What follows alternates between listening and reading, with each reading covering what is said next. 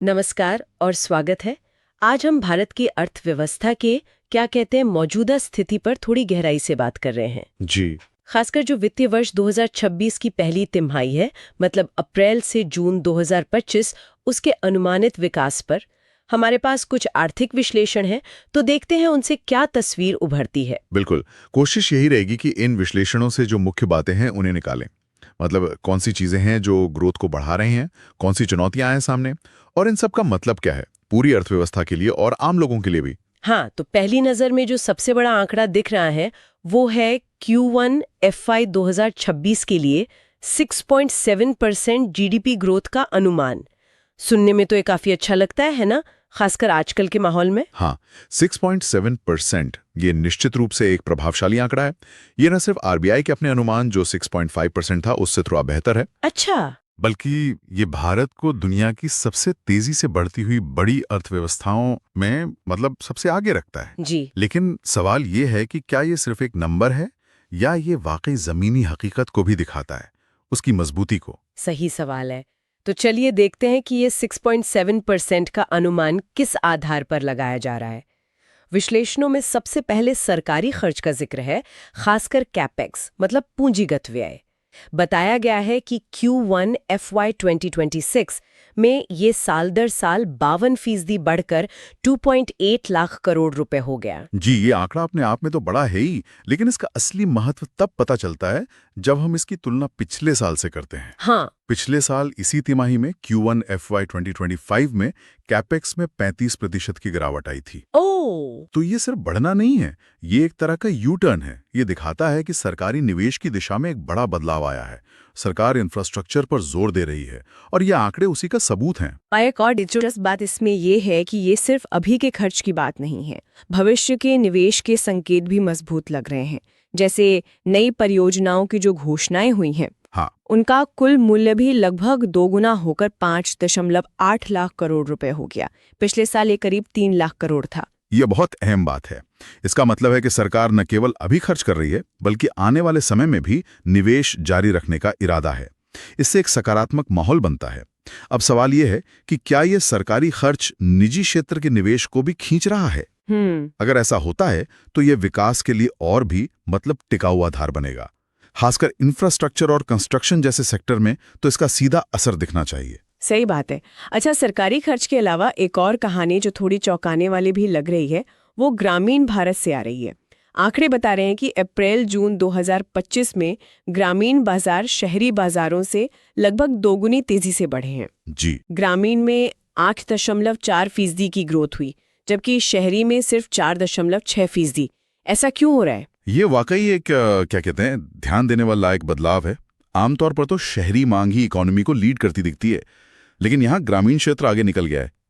इसके पीछे कई कारण हो सकते हैं, जैसे विश्लेषणों में महंगाई में कुछ कमी का जिक्र है। अच्छा। सामान्य मानसून की उम्मीदें हैं जिस पर ग्रामीण अर्थव्यवस्था बहुत निर्भर करती है, और शायद सरकार के कुछ आय समर्थन उपाय भी इसमें भूमिका निभा रहे हों। ये सब मिलकर ग्रामीण खर्च को बढ़ावा दे रहे हैं। और इसका असर जमीन पर भी दिख रहा है, जैसे FMCG सेक्टर मतलब रोजमर्रा के इस्तेमाल की चीजों में अप्रैल जून तिमाही में 13.9% की अच्छी खासी वैल्यू ग्रोथ दर्ज हुई है। जी हाँ। और कहा जा रहा है कि इसके पीछे ग्रामीण मांग का बड़ा हाथ था। बिल्कुल, जब गांव की अर्थव्यवस्था बेहतर करती है तो उसका असर बहुत फैला हुआ होता है, क्योंकि देश की बड़ी आबादी वहीं रहती है। इससे सिर्फ FMCG ही नहीं, बल्कि 2 व्हीलर, ट्रैक्टर और दूसरी उपभोक्ता चीजों की मांग भी बढ़ती है।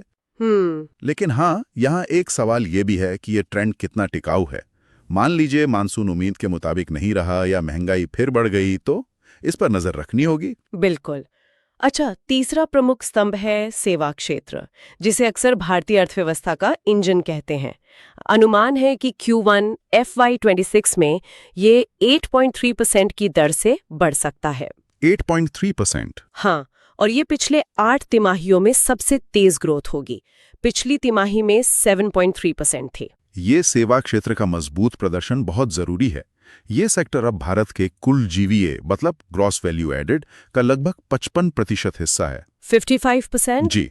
ये आंकड़ा FY 14 में करीब 50.6% था, तो पिछले 10 सालों में अर्थव्यवस्था में इसका वजन और बढ़ा है। और ऐसा लगता नहीं कि कोई अचानक आया उछाल है, जो सर्विसेज पीएमआई है वो तो अगस्त 2021 से लगातार 50 के ऊपर ही चल रहा है। हाँ, 50 से ऊपर मतलब विस्तार। यानी 35 महीनों से भी ज्यादा हो गए, सेवा क्षेत्र लगातार बढ़ रहा है। जी हाँ, ये निरंतरता सेवा क्षेत्र की अपनी ताकत को दिखाती है। इसमें कई अलग अलग चीजें आती हैं। आईटी है, बीपीओ है, finance, trade, hotel, transport, communication. ये विविधता इसे थोड़ा लचीलापन देती है। लेकिन यहाँ भी एक सवाल है, क्या ये ग्रोथ सभी सेवा क्षेत्रों में बराबर है या कुछ खास सब सेक्टर ही से ज्यादा खींच रहे हैं? जैसे क्या टूरिज्म और हॉस्पिटैलिटी महामारी के बाद पूरी तरह पटरी पर आ गए हैं, या आईटी सेक्टर पर वैश्विक मंदी की आशंकाओं का थोड़ा असर दिख रहा है? इन बारीकियों को समझना भी जरूरी है। सही बात है। अच्छा, अब अगर थोड़ा और अंदर जाके अलग अलग क्षेत्रों का योगदान देखें, कंस्ट्रक्शन और इंफ्रास्ट्रक्चर, आपने सरकारी केपेक्स का जिक्र किया, तो इसका सीधा असर यहाँ दिखना चाहिए ना?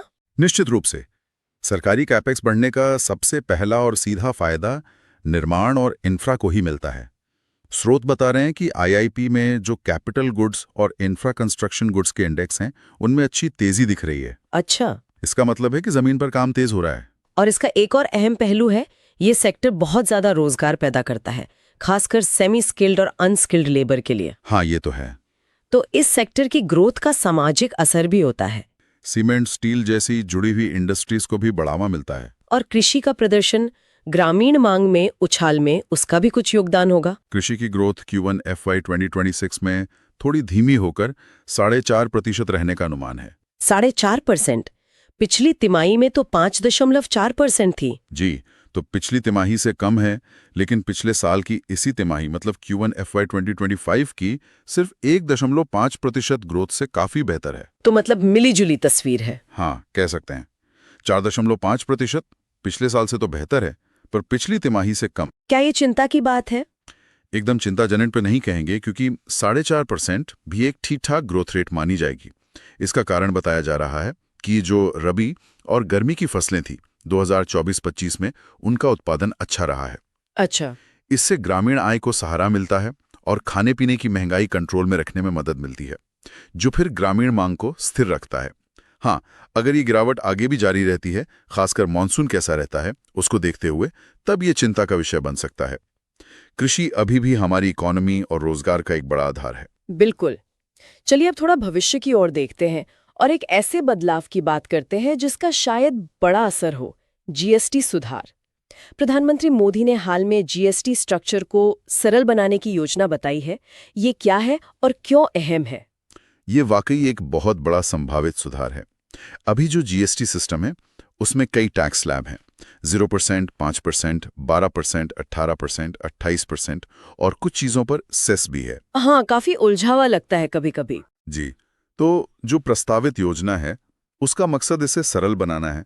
मुख्य रूप से 2 स्लैब रखने की बात है, 5% और 18%। हो सकता है कुछ जरूरी चीजों पर 0% जारी रहे और कुछ खास चीजों जैसे सिन गुड्स पर ऊंची दर बनी रहे। लेकिन ज्यादातर आम इस्तेमाल की चीजें इन्हीं 2 स्लैब में आ जाएंगी। और इसका प्रैक्टिकल असर क्या होगा? स्रोत बता रहे हैं कि 12% वाली लगभग 99% चीजें 5% में आ सकती हैं और 28% वाली 90% चीजें 18% में जा सकती हैं। अगर ऐसा होता है तो इसका मतलब हुआ कि बहुत सारी चीजों पर टैक्स का बोझ कम हो जाएगा, खासकर वो चीजें जो मिडिल क्लास ज्यादा इस्तेमाल करता है और जो अभी 12% या 28% में है। तो लोगों के हाथ में ज्यादा पैसा बचेगा। हाँ, उनकी खरीदने की ताकत बढ़ेगी। एक अनुमान है कि इस बदलाव से अर्थव्यवस्था में करीब 2.4 ट्रिलियन रुपीस की एक्स्ट्रा मांग पैदा हो सकती है। 2.4 ट्रिलियन, ये तो बहुत बड़ा आंकड़ा है। जीडीपी ग्रोथ पर इसका कितना असर पड़ सकता है? आर्थिक विश्लेषण बता रहे हैं कि ये सुधार सालाना जीडीपी ग्रोथ में 50 से 70 बेसिस पॉइंट्स मतलब 0.5% से 0.7% तक की बढ़ोतरी कर सकता है। अरे वाह!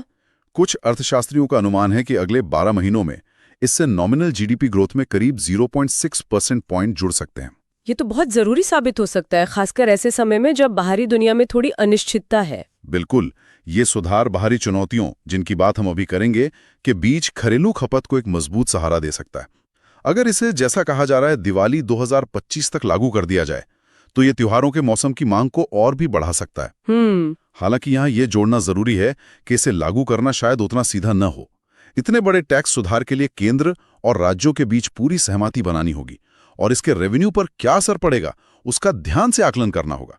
इसमें थोड़ा वक्त लग सकता है। आपने बाहरी चुनौतियों का जिक्र किया, तो मतलब सब कुछ इतना अच्छा नहीं है। वैश्विक मोर्चे पर खासकर अमेरिका के साथ व्यापार को लेकर कुछ तनाव की खबरें हैं। हाँ, ये एक उभरती हुई चिंता है, कह सकते हैं। अमेरिका ने हाल में कुछ भारतीय सामानों पर एडिशनल 25% टैरिफ लगाने की घोषणा की है। सूत्रों के मुताबिक इन चीजों पर पहले से जो टैरिफ था उसे मिलाकर अब कुल टैरिफ 50% तक पहुंच गया है। 50%? ये तो बहुत ज्यादा है। जी, बताया जा रहा है कि ये अमेरिका द्वारा किसी भी बड़े व्यापारिक पार्टनर पर लगाई गई सबसे ऊंची दरों में से एक है। और ये भारत के कितने एक्सपोर्ट को असर कर सकता है? इसका दायरा कितना बड़ा है? देखिए, भारत अमेरिका को करीब $87 बिलियन का सामान बेचता है। ये टैरिफ उन सभी 87 बिलियन पर तो नहीं लगेगा, लेकिन ये उसके एक महत्वपूर्ण हिस्से को टारगेट करता है। तो असर कितना हो सकता है? अनुमान लगाया जा रहा है कि इन टैरिफ्स की वजह से भारत की कुल जीडीपी ग्रोथ में 0.2 से 0.5% अंक तक की कमी आ सकती है। ओह, ये तो काफी बड़ा संभावित असर है। कौन से सेक्टर हैं जो सबसे ज्यादा प्रभावित हो सकते हैं? मुख्य रूप से कपड़ा और readymade garments, pharmaceuticals, auto parts और इंजीनियरिंग गुड्स। ये भारत के मुख्य एक्सपोर्ट आइटम हैं और अमेरिका इनका एक बहुत बड़ा बाजार है। इंडस्ट्री के कुछ अनुमान तो ये भी कहते हैं कि अकेले इंजीनियरिंग एक्सपोर्ट में ही सालाना 4-5 बिलियन तक की गिरावट आ सकती है। बाप रे! तो ये इन सेक्टर्स में उत्पादन और रोजगार पर दबाव डाल सकता है। तो क्या ये अमेरिका वाला मामला भारत की ग्रोथ स्टोरी के लिए एक बड़ा झटका साबित हो सकता है?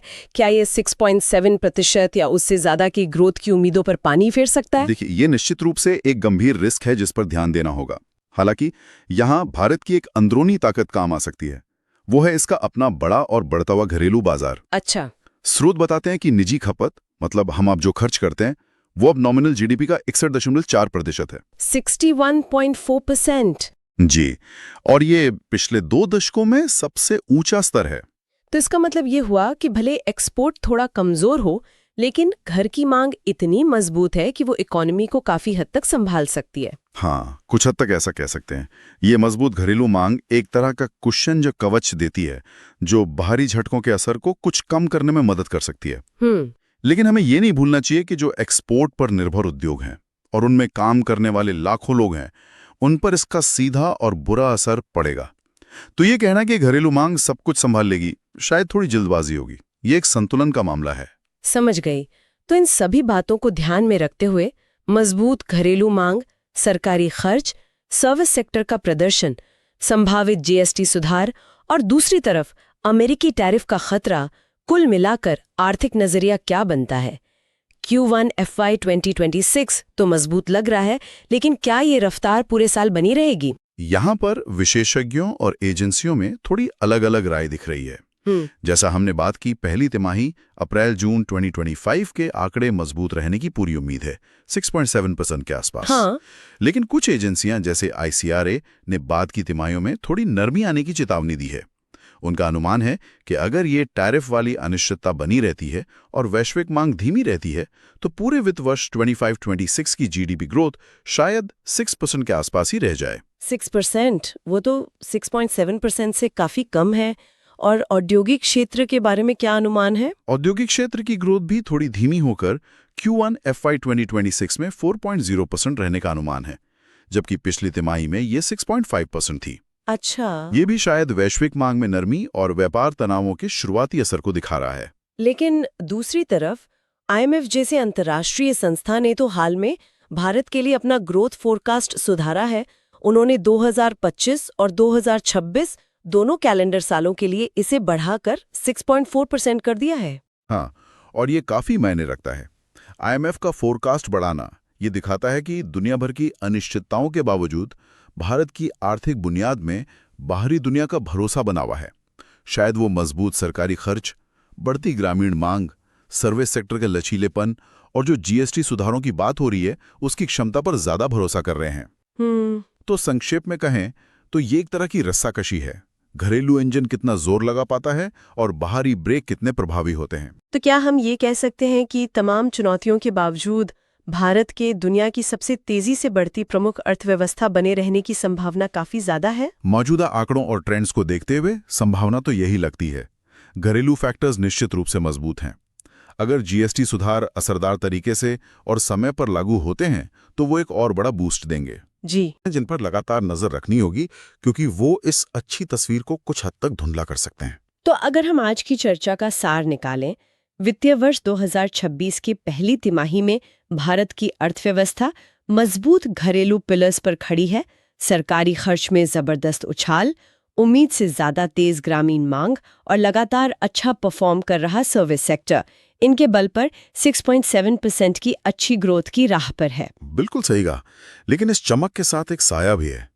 अमेरिका के ऊंचे टैरिफ के रूप में एक बड़ा बाहरी जोखिम सामने आ रहा है।